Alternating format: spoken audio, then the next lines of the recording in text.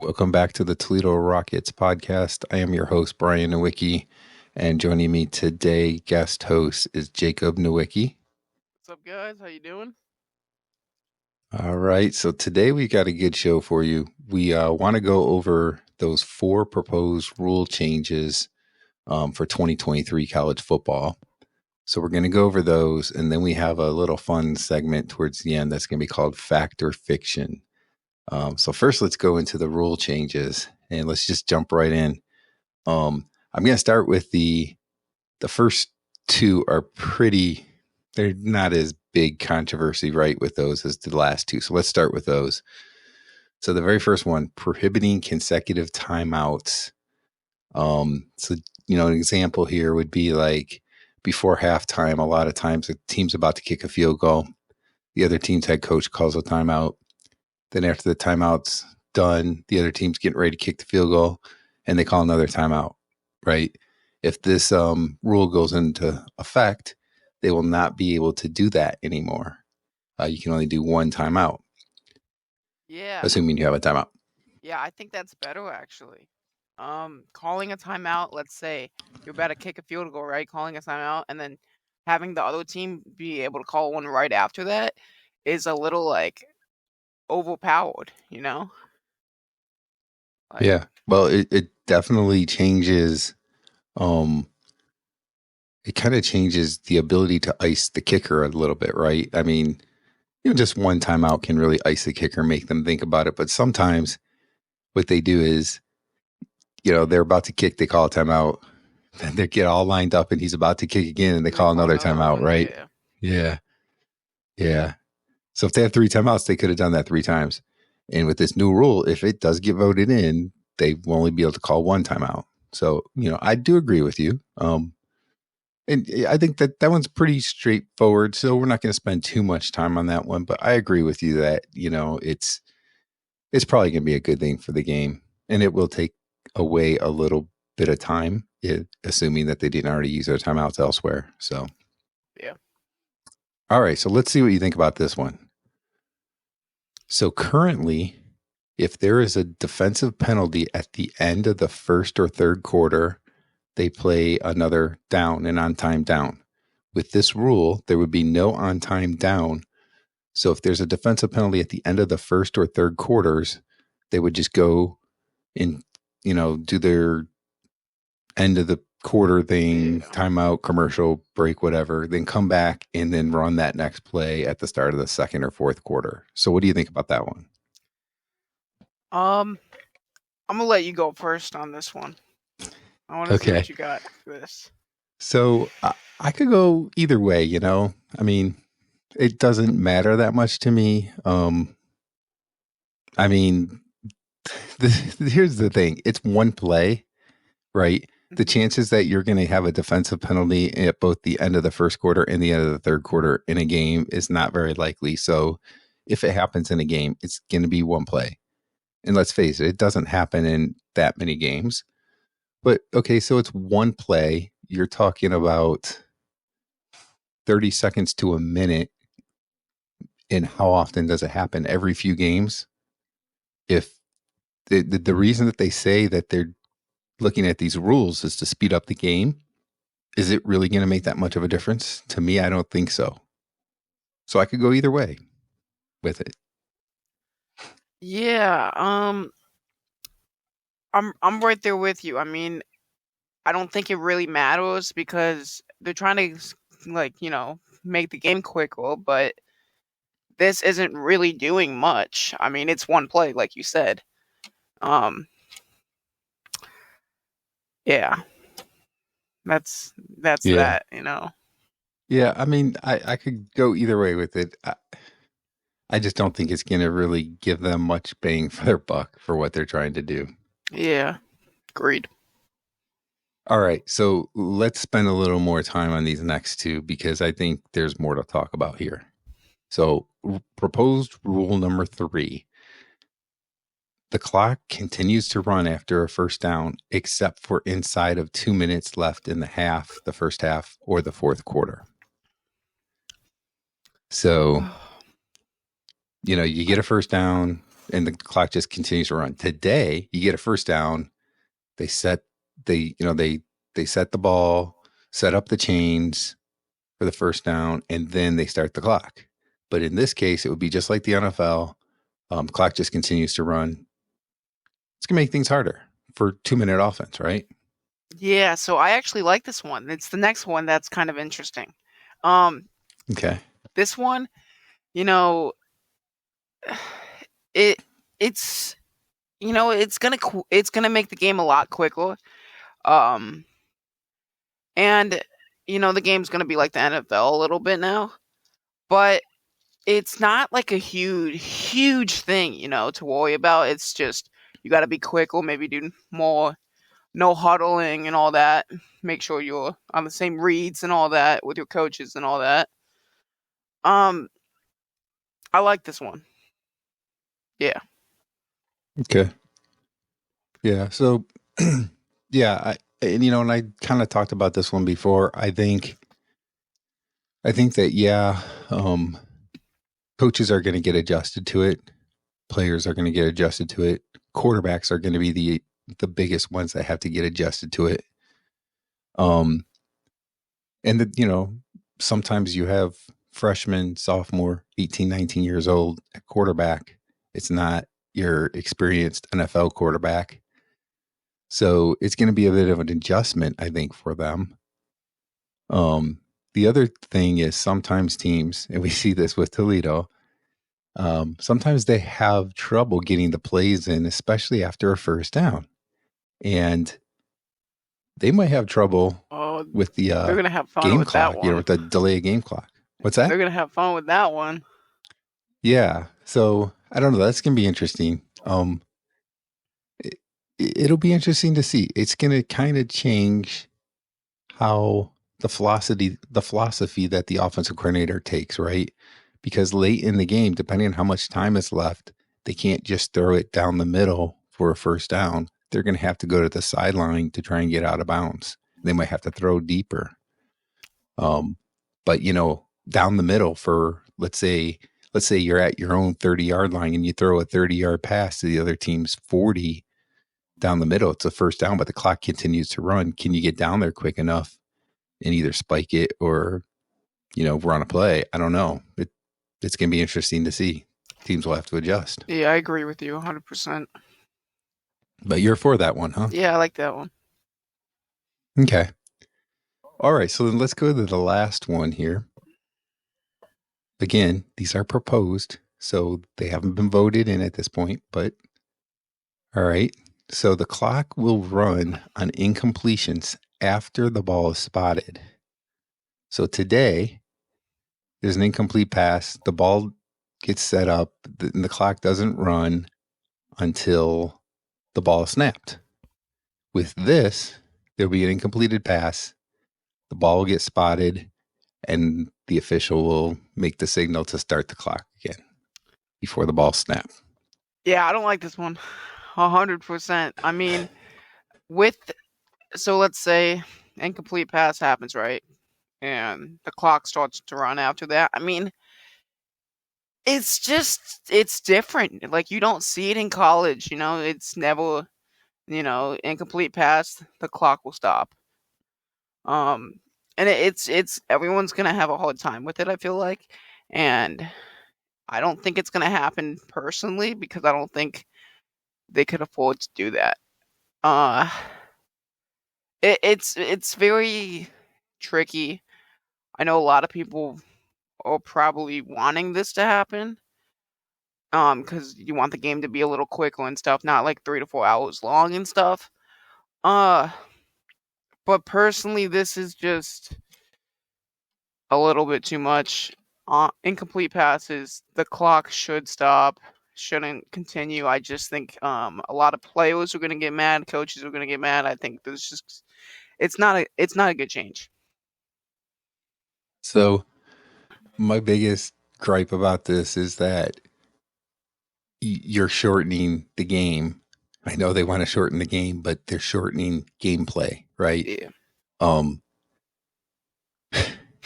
so I mean, the clock is going to be running more. Let's face it. And especially if you got a team that is way ahead, they're going to be able to milk the clock even more. They don't have to worry about just running the ball now. So all of a Yeah. sudden that becomes a thing, right? Because let's say there's 5 minutes left in the game and you've got a team that's up by, I don't know, let's say 4 points. Okay. Now they mostly want to run the ball because they're afraid of an incomplete pass that would stop the clock. So now they don't have to worry about that as much. So defenses are going to have a harder time stopping you late in the game.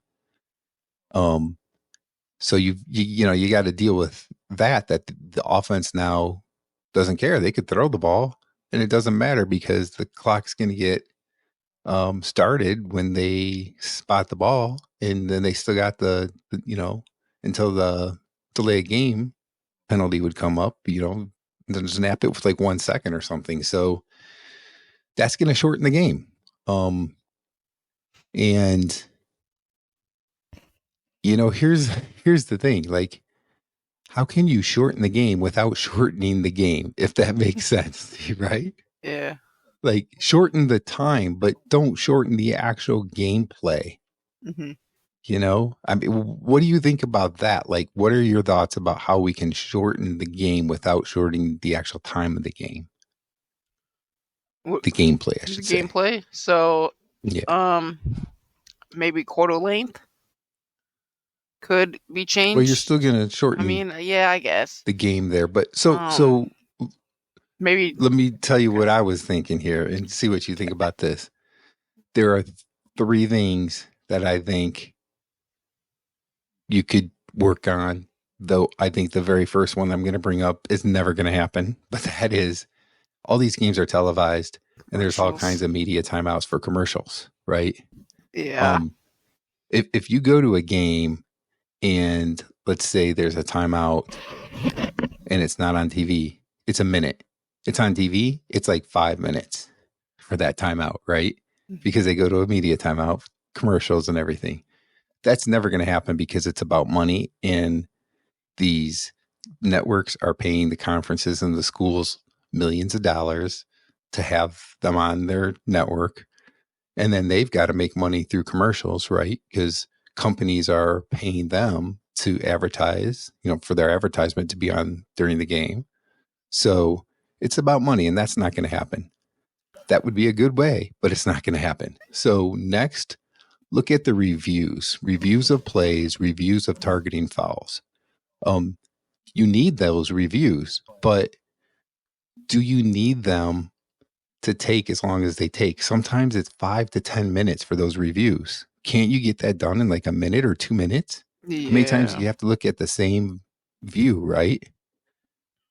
Yeah. I remember a Uh, call they were looking at for like a good 20 minutes on targeting, which was a clear targeting, and they could have called it in 2 minutes, but they waited a good 20 minutes, and I mean, we could have been with the game could have been over at that point, you know. So. yeah. And I mean, so it's like, I get that we need to have these reviews. Sometimes they completely miss a play. So let's talk about a fumble or something, right? Hmm. Sometimes they completely miss, whether that's a fumble, an incompletion, whatever. But there are times when you really can't tell, and they take like 5 to 10 minutes to figure it out. And sometimes they come back and say, we couldn't tell. The play calls is called as, or the play stands as called, right? Hmm. Um, and they wasted all that time.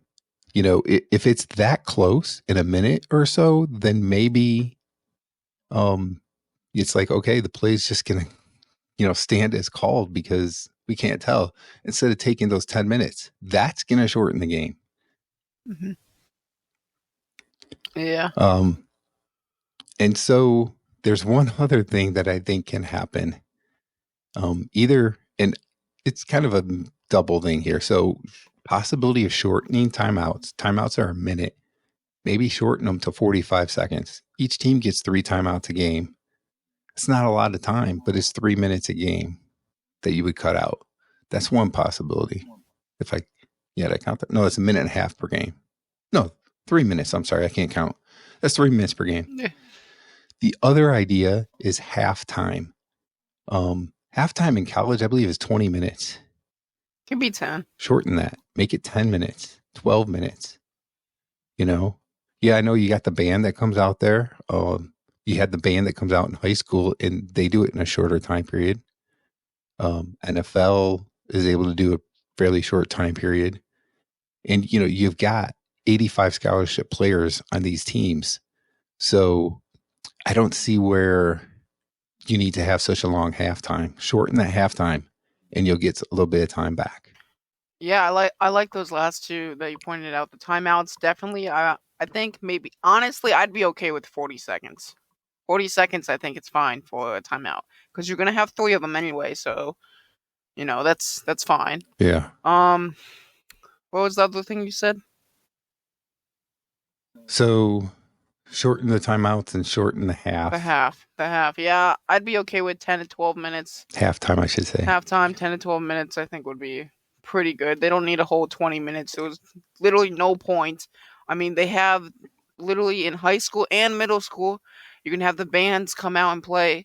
You can have all these like little mini games they have before the players come out and play. And you can do that in 10 to 12 minutes. Literally like 5 minutes for something like that, and then 7 minutes for the band or something. Like it, you know? Yeah. Yeah.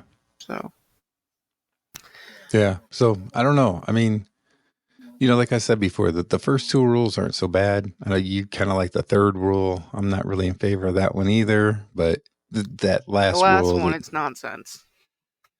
yeah, it is. It's just going to take away from game time. And you know what? People that are watching, let's be realistic. The people that are watching these games want to watch the gameplay. They Yeah. don't care really about all these timeouts. They don't care about all the extra talk from, the announcers and that. They want to watch the games. So I don't know. I just I'm really hoping that at least number 3 and number 4 don't happen, but we'll see what happens. Yeah. All right, so let's switch over. Before we go into the fact or fiction segment that I want to do, really quick, I just wanted to point out former Rocket QB legend Bruce Gradkowski is in the XFL. He's an offensive coordinator for the St. Louis Battlehawks. So, good going there for Bruce. He's done some time coaching in high school and stuff, and done some other things. And, it's nice to see him getting a shot out there in the XFL. And maybe we'll see him coaching at UT someday. Who knows? Right? Yeah.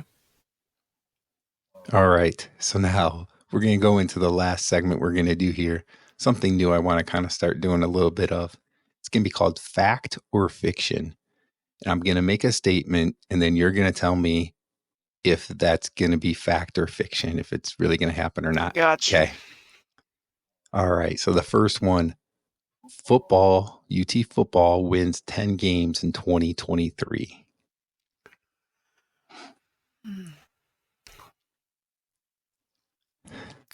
Fact. I'll give it fact. I think it's definitely All right. possible, I mean, the MAC isn't very good. I mean, there are a few teams that, or they were like every year, like Buffalo and Ball State, kind of. Bowling Green has their years. Yeah. Maybe once every 500, years. But anyway, yeah, no, I mean, I think they can win 10 games, I think the the only team that they're going to have a test in the MAC next year, I think it's going to be Buffalo, and they might not even play. I'm not even sure. Um, but no, I think they win 10 games 100%. All right. I'm going to agree with you. I think their out of conference schedule kind of sets up nicely for them. And they got a lot of players coming back, a lot on offense, quite a bit on defense. So I'm going to agree with you and say it's fact. Gotcha. All right, next one. Men's basketball wins the MAC tournament this year. What's the record right now? Do you know? I believe they are, 22-6, if I said Okay. that right. They are 13-2 in the MAC or a game ahead of Kent State. So they are in first place by one game over Kent State. And boy, Akron and Ball State are 2 games back with 3 games left in the regular season. All right. So those are probably the top 4 teams going into the MAC tournament. Will be seeded 1, 2, 3, and 4. All right. I think it's a fact. Um, I definitely think so. I have seen some of their games. And I think they do have a lot of teamwork. They're very physical and aggressive. So I definitely do think that they have a chance of winning. Whether I don't know who it's gonna be against, but I do know I have seen a few like clips of Akron, and I know they're pretty good. So they might be the team to beat in the MAC as well. So I'll give it fact, but you never know what can Okay. happen. All right. So Akron's definitely a good team. Um, they beat Kent State just, I don't know, it was about a week or two ago. And that was just Kent State's second loss in the conference. Kent State beat Toledo, but Toledo has beaten Akron. Toledo's lost to Ball State. They still play Ball State again. So it's interesting. Those 4 teams are, really up there. And I've been saying all year, Kent State seems like the team to beat. It's going to be interesting to see neutral court.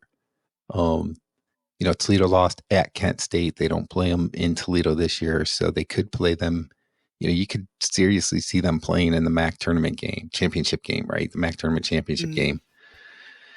And this Toledo team is on a roll right now. Um, but boy, Kent State, there's something about Kent State that I don't know. I got this feeling Kent State's gonna win, and I want Toledo to win. I want them to go to MAC tournament. They've gotten so close. They've won the MAC regular season title 2 years in a row. Could be on the verge of winning 3 years in a row here, the regular season title, but they haven't been able to get by and win the MAC tournament.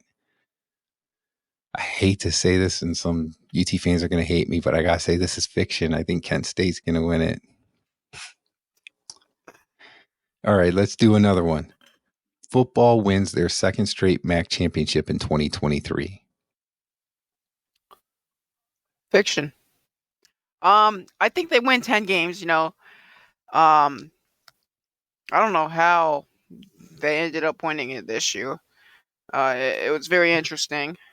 Um, Defense, I defense I really, their defense is, yeah, you know, yeah. their I mean, offense is hit or they've miss. had ups and downs with the defense, right? But the defense is what won the MAC championship game for Yeah, them. yeah. So I mean, their offense is hit or miss. I like I said, I do think they win 10 games. Um, they're gonna fall to Buffalo. That's my prediction. Buffalo the last like 3 seasons have been looking like um Virginia Tech when they were good, because now they're bad. But yeah, no, they win 10 games, but lose the MAC championship game to Buffalo. okay, so I'm really kind of torn on this one. Toledo definitely has the ability to win the MAC championship again.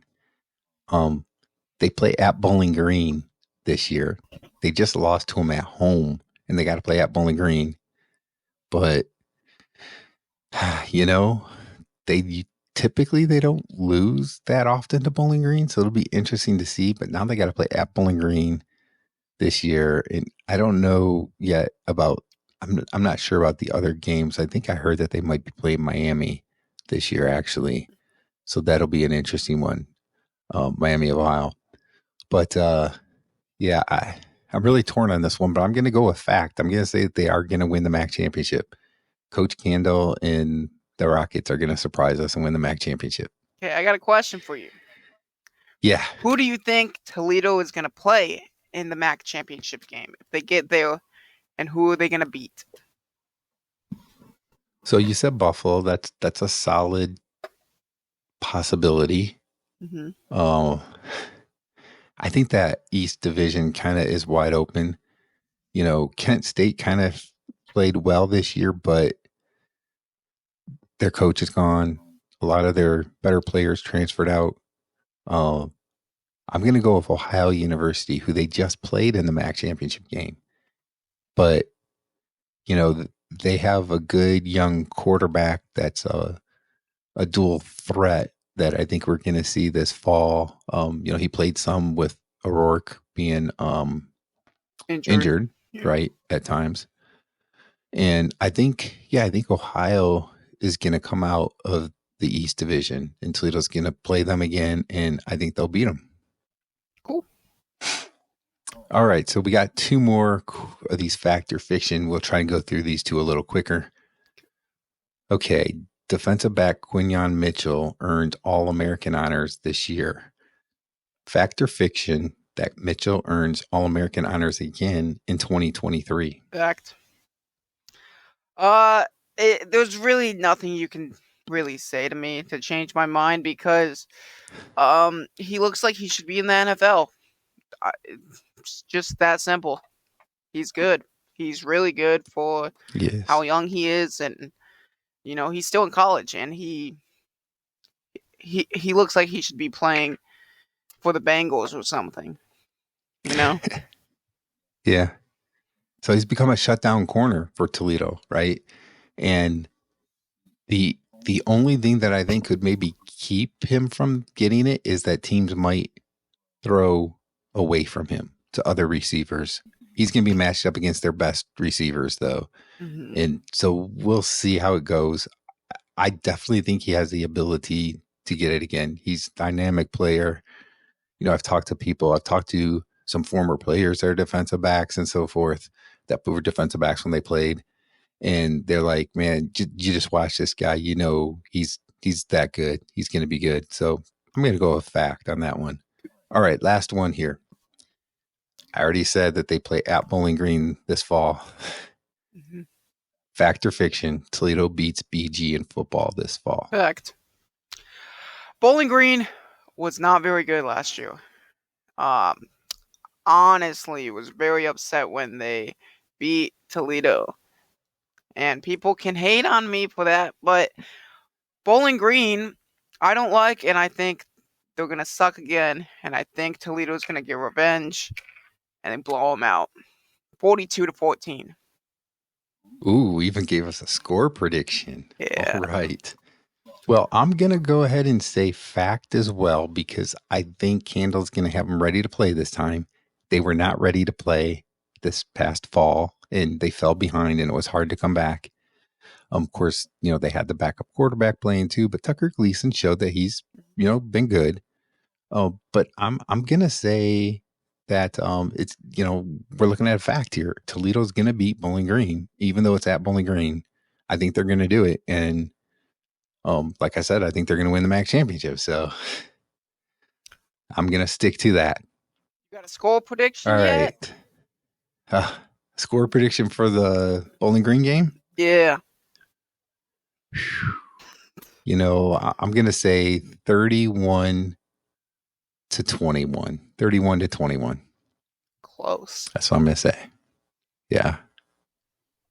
Yeah. All right, Jacob. Well, thanks for joining us today. And, hopefully we'll be able to do this again, have you back as the co-host again here pretty soon.